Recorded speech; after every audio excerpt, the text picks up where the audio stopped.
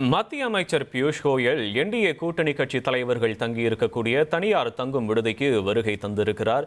இந்த சந்திப்பில் தொகுதி பங்கீடு தொடர்பான பேச்சுவார்த்தை நடைபெறும் என்ற தகவல் வெளியாகி இருக்கிறது. தேசிய ஜனநாயக கூட்டணி சார்பில் இன்று மாலை மதுரை மண்டேலா நகர் பகுதியில் நடைபெறக்கூடிய பொதுக்கூட்டத்தில் பிரதமர் நரேந்திர மோடி மற்றும் கூட்டணி கட்சி தலைவர்கள்லாம் பங்கேற்க இருக்கிறாங்க. இதனிடையே அதிமுக பொதுச் செயலாளர் எடப்பாடி பழனிசாமி, அமமுக பொதுச் செயலாளர் டிடிவி தினகரன், அன்புமணி ராமதாஸ், பாஜக மாநில தலைவர் நயினார் நாகேந்திரன் உள்ளிட்டோர்லாம் மதுரை சிந்தாமணியில் இருக்கக்கூடிய தனியார் தங்கும் விடுதியில் தங்கி இருக்கிறார்கள். இந்த நிலையில் தான் கூட்டணி கட்சி தலைவர்களை சந்திப்பதற்காக மத்திய அமைச்சர் பியூஷ் கோயல், இணை அமைச்சர் எல் முருகன் ஆகியோர் தங்கும் விடுதிக்கு, அந்த தனியார் தங்கும் விடுதிக்கு தற்போது வருகை தந்திருப்பதாக தகவல். அவர்கள் வருகை தந்திருக்கக்கூடிய காட்சிகளை நாம திரையில பார்க்கிறோம்.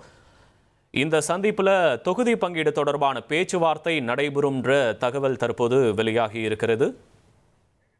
கூடுதல் விவரங்களை செய்தியாளர் ஜெகன் வழங்க கேட்போம். ஜெகன், வணக்கம். விவரங்களை பதிவு பண்ணலாம். ஜெகன், நீங்க. வணக்கம். தேசிய ஜனநாயக கூட்டணியின் சார்பாக இன்று மாலை மதுரை மண்டல நகர் பகுதியில் நடைபெறவிருக்கும் பொதுக்கூட்டத்தில் பாரத பிரதமர் நரேந்திர மோடி அவர்கள் பங்கேற்கிறார்கள் மற்றும் கூட்டணி கட்சி தலைவர்களும் இந்த விழாவில் பங்கேற்கிறார்கள். இதனிடையே பார்த்தீங்கன்னா தற்போது அதிமுக பொதுச் செயலாளர் எடப்பாடி பழனிசாமி, அமமுக பொதுச் செயலாளர் டிடிவி தினகரன், பாமகவின் சார்ந்த அன்புமணி ராமதாஸ் மற்றும் பாஜக மாநில தலைவர் நயினார் நாகேந்திரன் உள்ளிட்டோர் மதுரை சிந்தாமணி பகுதியில் இருக்கக்கூடிய அந்த தனியார் தங்கும் விடுதியில் அனைவரும் தங்கியிருக்கிறார்கள். இந்த நிலையில் பார்த்தீங்கன்னா கூட்டணி கட்சி தலைவர்கள் சந்திப்பதற்கான வாய்ப்புகள் இருக்கிறது. மேலும் மத்திய அமைச்சர் பியூஷ் கோயல், இணை அமைச்சர் எல் முருகன் ஆகியோர் தற்போது இந்த பகுதிக்கு வருகை தந்திருக்கிறார்கள், இந்த விடுதிக்கு வருகை தந்திருக்கிறார்கள்.